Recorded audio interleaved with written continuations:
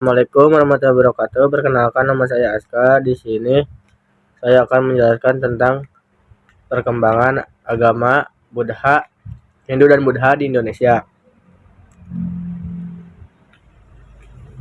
Di bawah langit yang merah, saga lautan menyimpan nyanyian kuno, ombak datang dan pergi seperti napas dunia. Dan di antara tiupan angin dari selatan melintaslah perahu-perahu yang membawa lebih dari sekadar barang dagangan. Mereka membawa kisah, ajaran, dan harapan.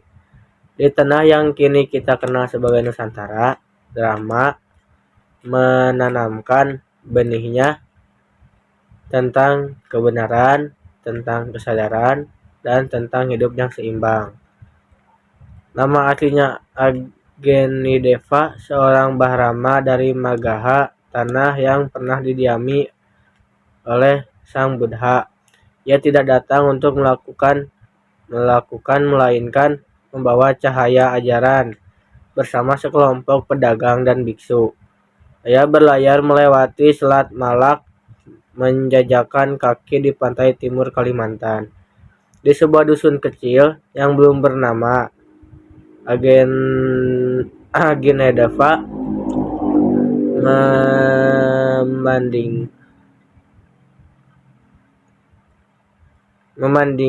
memandingi mata anak-anak yang takjub melihat nyala api dari mantaranya. Ia mengajarkan mereka membaca mantara, mengenalkan mereka pada huruf-huruf indah yang ia ukir di daun lontar. Para pemimpin suku pun mendengarkan, dan perlahan sistem kasta mulai diperkenalkan, bukan sebagai penindasan, tetapi sebagai pembagian tanggung jawab. Dari pertemuan itu lahir Maula Warman, putra kepala suku yang belajar langsung dari Agendiva. Di bawah bimbingan Sang Bahama, ia membangun altar pertama di tepi sungai Mahkam.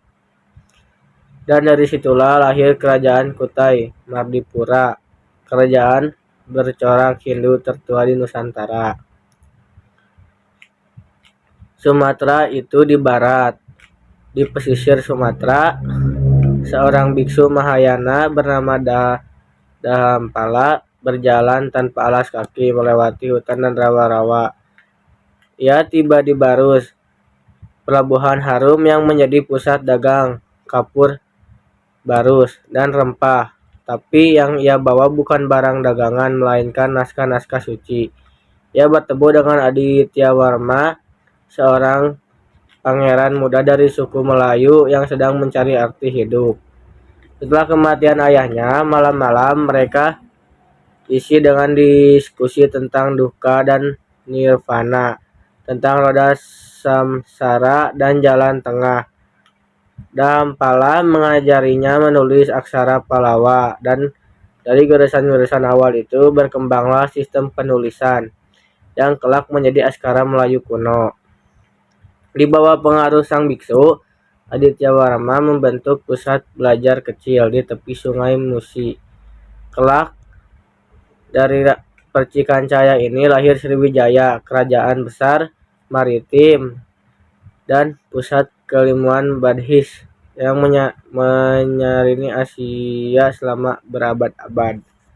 Abad ke-9, tanah Jawa dipenuhi irama kidung, suara pahat, dan asap dupa. Di bawah kekuasaan Rakai Pakitan dan para Dahorani, agama Hindu dan Buddha hidup berdampingan. Seorang pemahat muda bernama Jaisena bekerja mengukir relief di sebuah bangunan yang luar biasa besar, berbudur. Ia tak tahu pasti apa itu niwarna, tetapi setiap pahatan wajah Sang Buddha yang ia ukir membawanya pada keheningan yang mendalam. Ia jatuh cinta pada Tari, gadis dari keluarga petani yang setiap hari membawa bunga untuk sesajen. Dalam diam, cinta mereka berkembang dalam lingkaran kehidupan yang penuh karma. Sementara itu, Prambanan dibangun pula candi megah untuk dewa-dewa Trimutri. Jaisena ikut membantu dalam proyek itu, dan di sanalah ia menyadari tidak ada perbedaan antara pencerahan dan pengabdian, semua jalan menuju kebijakan. Zaman Majapahit adalah zaman emas, tetapi juga zaman pergolakan batin maupun tantura. Penjaga istana adalah saksi zaman yang melihat Dharma mulai berbuah bentuk. Ia menulis Sustatoma, epos filsafat tentang persatuan dalam keragaman melalui kata-katanya. Semua Bhinneka Tunggal Ika lahir menjadi warisan besar bangsa Indonesia. Di tengah istana, Raden Wijaya dan Gajah Mada membangun kekuasaan yang menyatukan hampir seluruh Nusantara. Namun di balik kejayaan itu, agama pun mulai berbaur dalam peribadan patung Siwa dan Buddha. Disembah berdampingan di desa-desa, orang mengenal dewa-dewa India tapi tetap menghormati roh nenek moyang. Dharma tak lagi datang dari luar, ia telah menjadi bagian dari darah rakyat Nusantara. Diturunkan dalam wayang, dinyanyikan dalam tembang, macapat dipahat dalam gapura desa. Abad ke-13 membawa angin baru. Pedagang dari Arab dan Gurjat berdatangan, dan bersama mereka datanglah ajaran Islam. Syekh Malik Ibrahim, seorang sufi, mengajarkan Islam bukan dengan pedang, tapi dengan wales asih. Ia bicara dalam bahasa rakyat, menghormati tradisi lokal. Di pesisir, para nelayan mulai mengenal nama-nama baru: Allah, Muhammad, salat, zakat. Tapi dia dalam hati nilai-nilai tak mati, rahmah dalam bentuk barunya, tetap hidup sebagai akhlak mulia, keseimbangan dan keadilan. Kerajaan-kerajaan Islam mulai mengganti Sriwijaya dan Majapahit, Demak, Aceh, Goa, dan lain-lain. Namun Bali yang lebih jauh dari pusat kekuasaan Islam tetap memiliki tradisi Hindu di pulau itu. Drama bertahan dalam upacara eksekutor dan kehidupan sehari-hari. Kini hidup dalam zaman modern, tetapi lihatlah Candi Borobudur masih dikunjungi oleh jutaan para peziarah. Upacara galungan dan nyepi di Bali masih dijalankan dengan penuh khidmat. Ajaran tentang Karampahala, drama, yatra, dan swi drama tetap diajarkan di paru-paru, di pura-pura dan sekolah.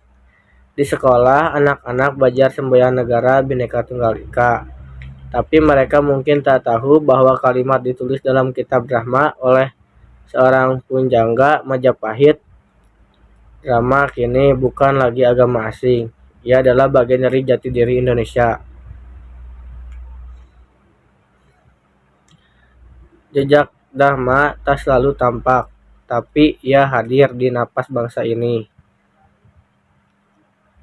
Dalam gotong royong, kita lihat ajaran tentang karma. Dalam rasa malu ketika menyakiti sesama, ada ajaran ahimsa.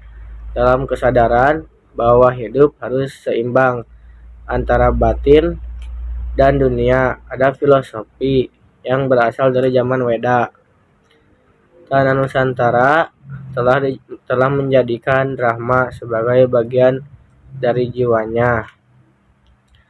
Dan selagi rakyat masih hidup dalam harmoni, maka Dharma akan terus hidup, bukan sebagai agama semata, tapi sebagai cara menjadi manusia. Di tanah Sumatera bagian selatan, berdirilah kerajaan Sriwijaya sekitar abad ke-7. Sriwijaya bukan kerajaan biasa, ia adalah pusat pembelajaran agama Buddha yang disegani hingga ke Tiongkok dan India.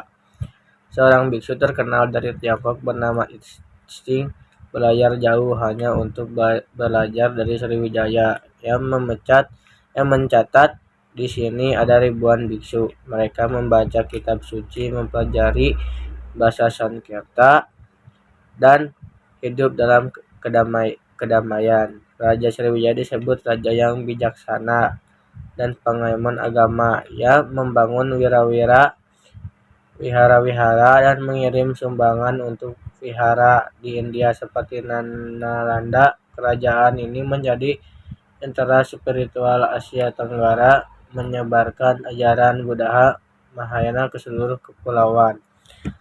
Sekian dari saya. Wassalamualaikum warahmatullahi wabarakatuh.